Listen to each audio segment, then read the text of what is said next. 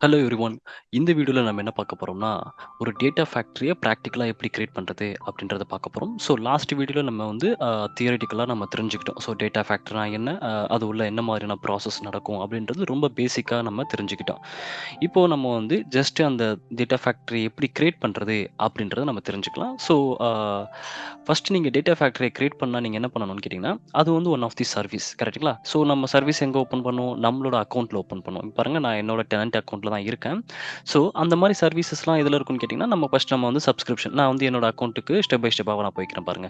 So என்னோட subscription open பண்ணிக்கிறேன். So அது உள்ள வந்ததுக்கப்புறம், நீங்க அப்படியே கீழ வந்தீங்கன்னா, இங்க உங்களுக்கு போட்டிருக்கும். இன்னும் எனக்கு 26 டேஸ் தான் இருக்கு அப்படின்ற மாரிலாம் உங்களோட இந்த ட்ரையல் பேக்லயே போட்டிருக்கும். ஸோ அப்படி இங்க கீழ வந்தீங்கன்னா, ரிசோர்ஸ் குரூப் இருக்கும். ஸோ இந்த ரிசோர்ஸ் குரூப்ல தான் நம்ம என்ன பண்ணுவோம்னு கேட்டீங்கன்னா, நமக்கு தேவையான ரிசோர்ஸஸ கிரியேட் பண்ணுவோம். கரெக்ட்டுங்களா? ஸோ நான் என்னோட ரிசோர்ஸ் ஓப்பன் பண்ணிக்கிறேன். ஸோ என்னோட ரிசோர்ஸ்குள்ள வந்துட்டேன். இப்ப ஆல்ரெடி நான் வச்சிருந்த சர்வீஸ் என்ன? நம்ம லாஸ்ட் வீடியோல பார்த்த சர்வீஸ்